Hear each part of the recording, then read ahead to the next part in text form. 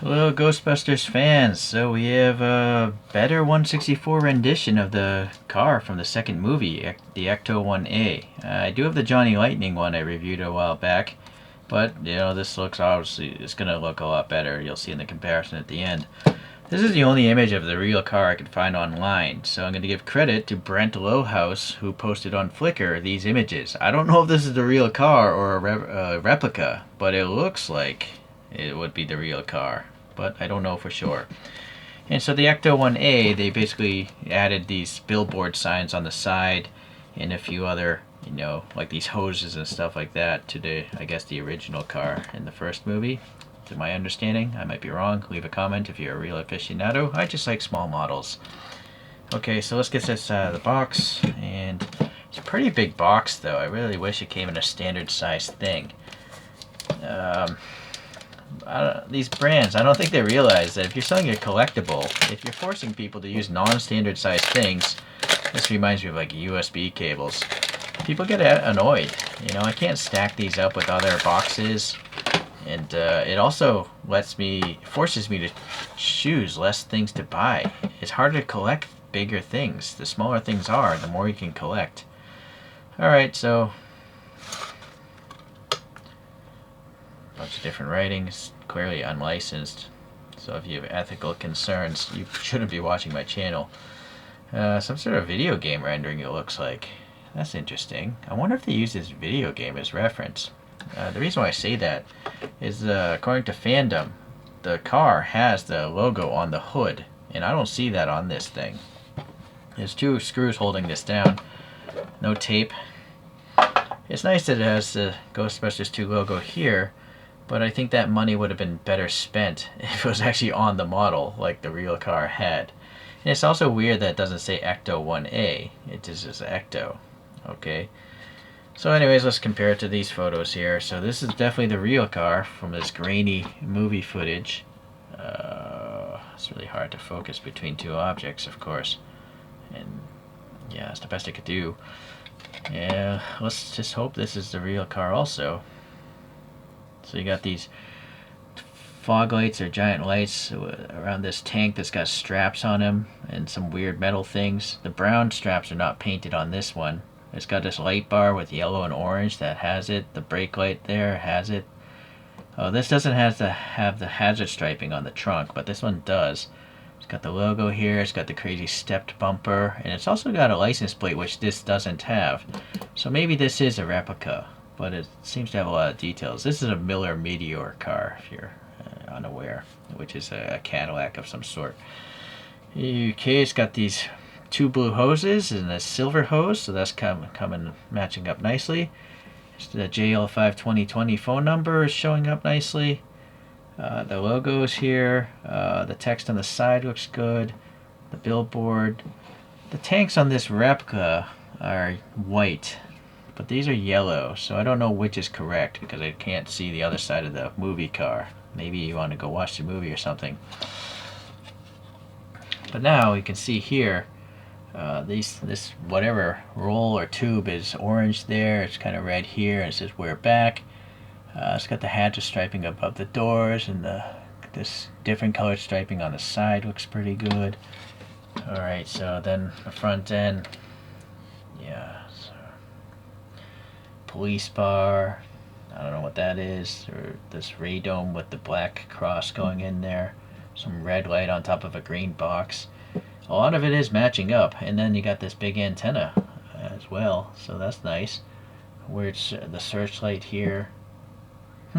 Okay, well, that's just quick photo comparisons. You can pause and maybe watch the movie, and leave some comments for everyone if you think there's something wrong on this one. Okay, well, it's definitely a big model because I think this car in real life is a big car, being an old caddy. Going to the front wheels. Just hubcap wheels, and they're silver, and I guess that's good enough, right, if they're hubcaps. The bumper is clearly a separate piece of plastic painted silver, and this hazard striping down the side, I have to assume that's a decal, but it's under the clear coat if it is. I mean, it's too smooth to be a decal. It's also, I think, too smooth to be paint, so I think it's Or it could be paint, but it's under a clear coat. So that's really nice. Alright, this text is very crisp. Very nice. Very nice. Very nice logo as well. Door handle is raised and painted silver. The molding of the windows is raised a little bit.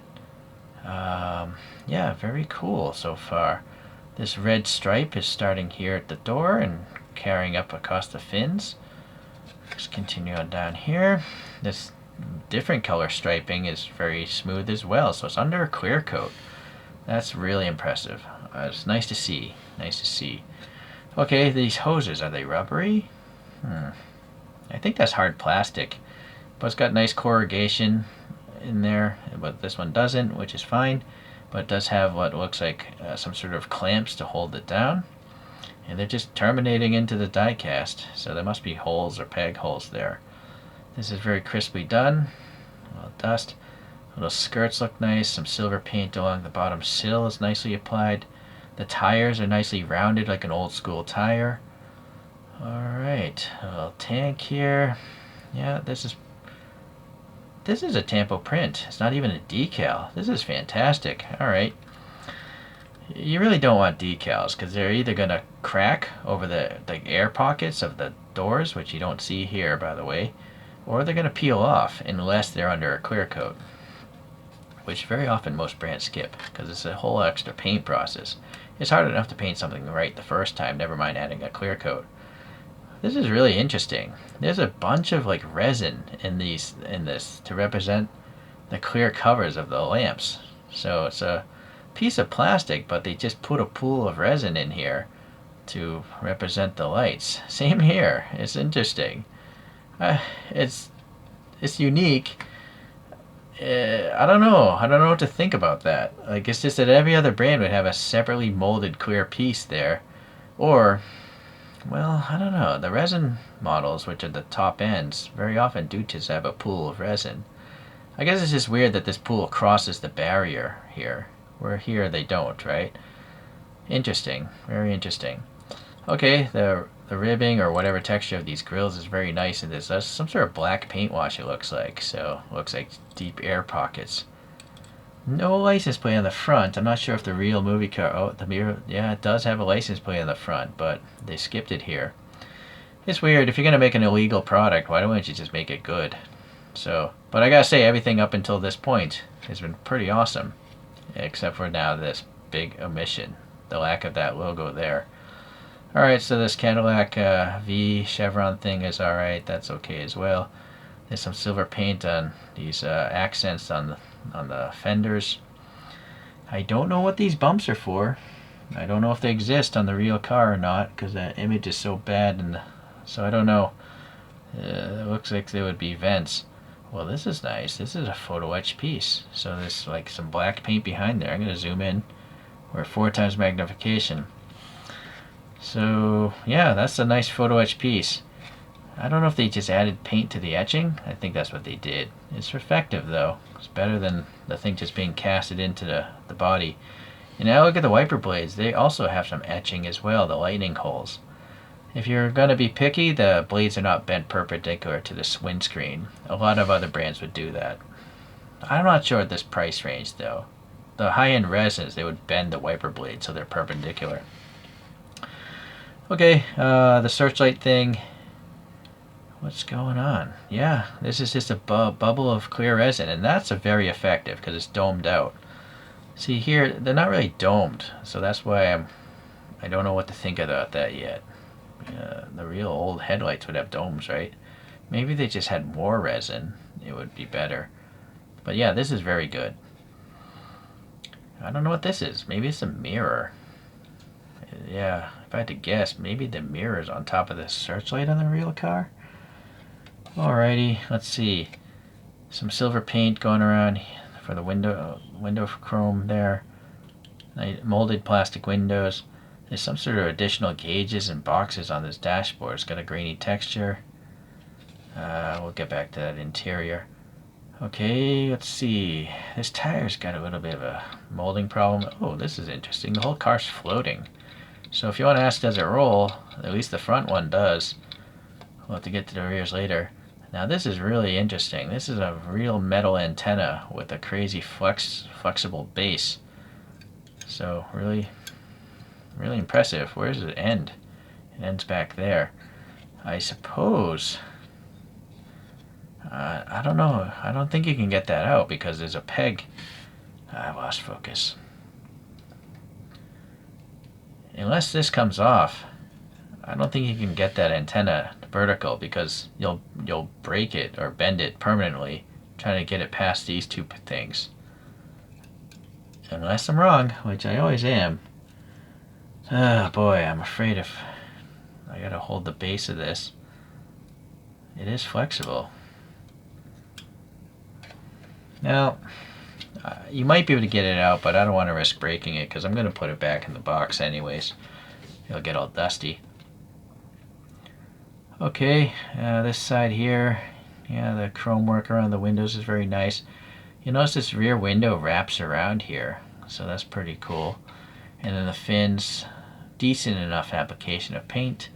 And then the taillights, I think, are clear translucent red, like bullet lights. Alright, so again, these hazard stripings under the clear coat, very cool. These crazy, I don't know if these are taillights or, oh, I think the middles are backup lights.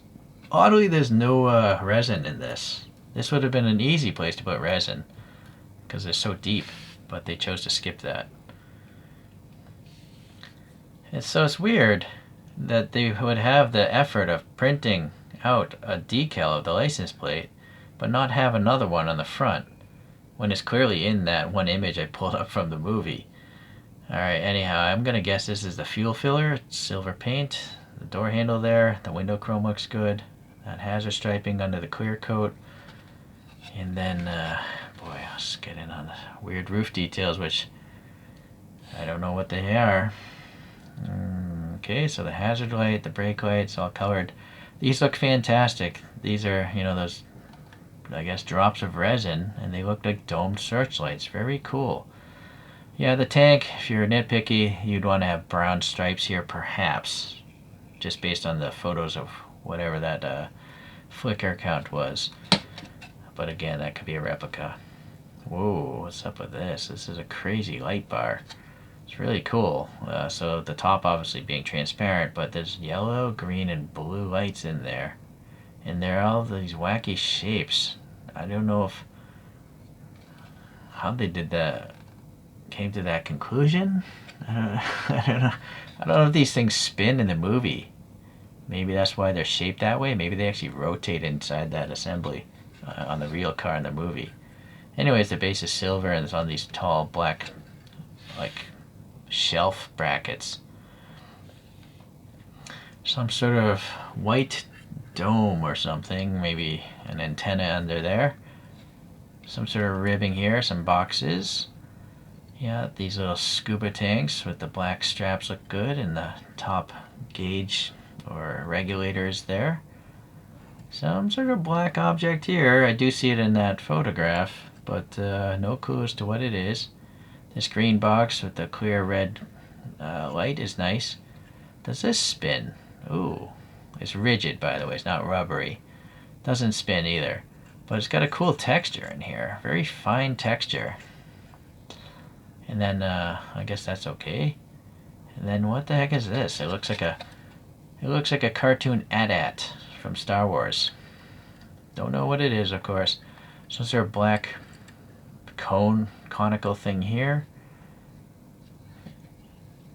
Alright, so it's got the same crazy light here. And then a different light bar with really nicely separated colors, green, orange, and blue, with black paint to separate them. So that's impressive. And then the sides are green. This light bar has so much different color. I don't know if that's molded in the plastic. It looks like it is. So just making this piece can't be easy, right? Having the good color separation. It's very impressive. The brackets going around are black, and then yeah, these lights also really domed out. The crazy psychedelic Fresneling behind there. Very impressive, very cool. Yeah, the mysterious red tube with some straps of black, And then, yeah, the billboard thing looks alright. This whole frame is plastic here, holding all these gadgets and whatnot. It's really nice. I've said impressive so many times. I don't know if other positive adjectives that I think is watching too much of that Project Farm channel. That guy is awesome. He reviews stuff and he's so good at it. He's very thorough. Unlike me, I'm an amateur. But I don't really get paid. So I mean, I make $130 a month off YouTube, just to give you an idea. And there's 10,000 subscribers on this channel watching probably 3,000 hours of videos here. So $130 isn't really motivating for me. That's why there's no reason to be professional, in my opinion, on YouTube, unless you have like 1 million subscribers, which I don't think is going to happen with toys. Okay, well, you have a hollow steering wheel there, some door panel details, some ribbing in the big couch of a seat. I can't tell about the gauges on that side.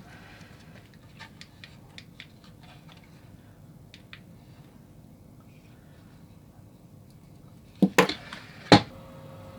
gonna be really shaky because I haven't zoomed in, but look at that dashboard. It's got that old horizontal speedometer where the needle goes left and right.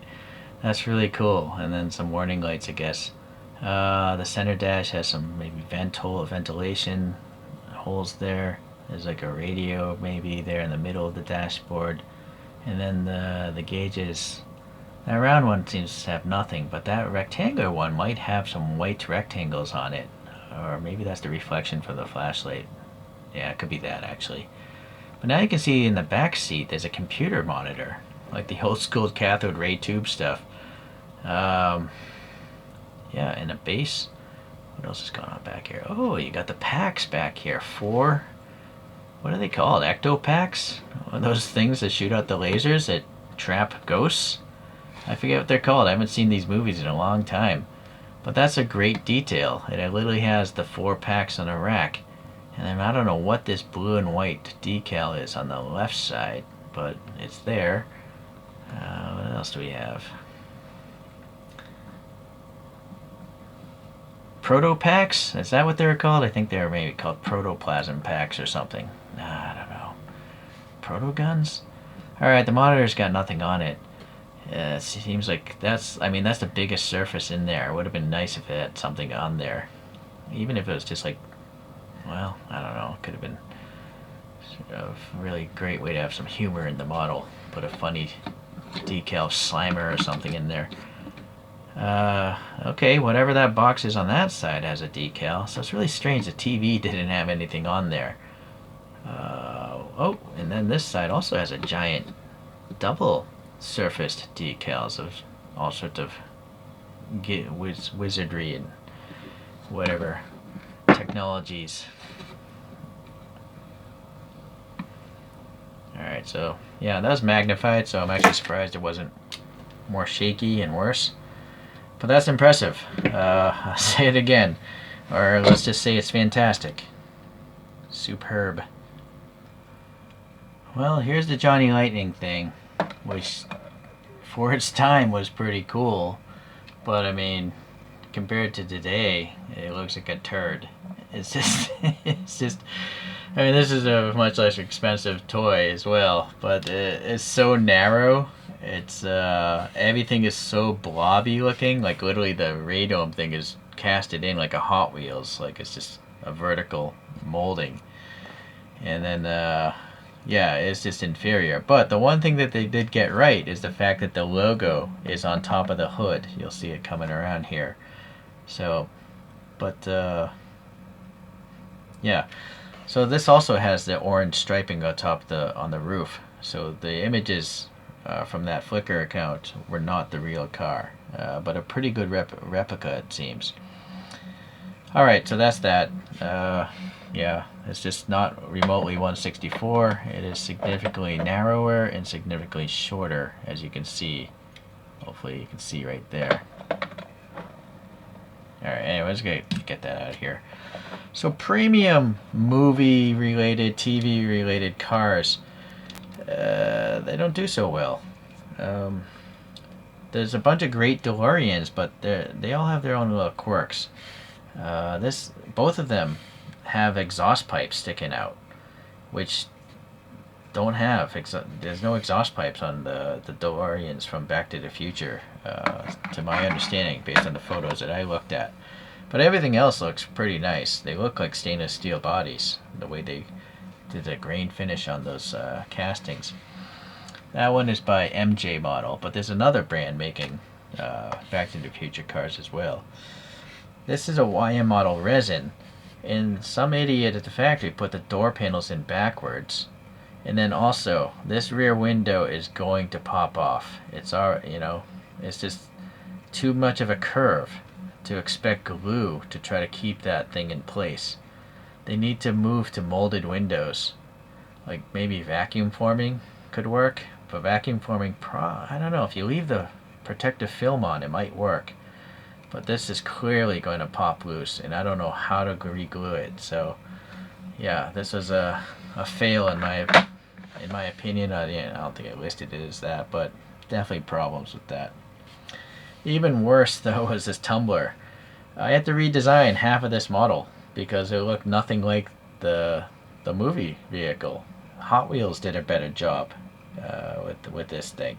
So this is by Time Micro, and whoever designed this body should be fired because the tires were all messed up. There's just so many things wrong. I just redesigned a lot of it myself, mainly this whole rear end. So you'll see the length of the standard case. You could fit this car inside that standard case. So it's just unfortunate, that people think that their models are so good that they want to set a new standard and basically force people to not display this with their other models. So it's kind of a minor thing. I guess you could just switch out the boxes if you wanted to. But since I don't have extra room, I'm just going to put this back and it's going to go into storage. Probably, because it won't stack up with my other things. I will say, though, when you think about all the different parts, not only on the outside of this thing, but actually on the inside and all the decals on the inside, this is a fantastic value in the realm of 64 scale collectibles. The clear rear lights, all the resin on all these searchlights and stuff like that. And then these crazy light bars. There's just so much different stuff going on this thing. The whip antenna is crazy. There's some photo etch metal parts and the wipers and the grills. Yeah. So just graphically missing the front license plate and the logo on the hood. But everything else, a lot of work, a lot of effort. It's a very impressive amount of work for the money. And I guess you can think this is a better value, getting a bigger box. Okay, well, that's it for today. I'm glad to see that someone updated this alternative. Johnny Lightning is just not really a scale model company. It's clearly more towards Hot Wheels, a toy company. Alright, but they're cheap, so I guess you can't complain about it too much. But I think I'd rather spend 2-3 times as much money to have something that's probably 5 to 10 times better. That's just my opinion. Buy what you want. No one needs any of this stuff. Random luxury goods. But if it makes you happy, I say go for it. Thanks for watching today, and you can put in your own little Ghostbusters joke because I can't think of one.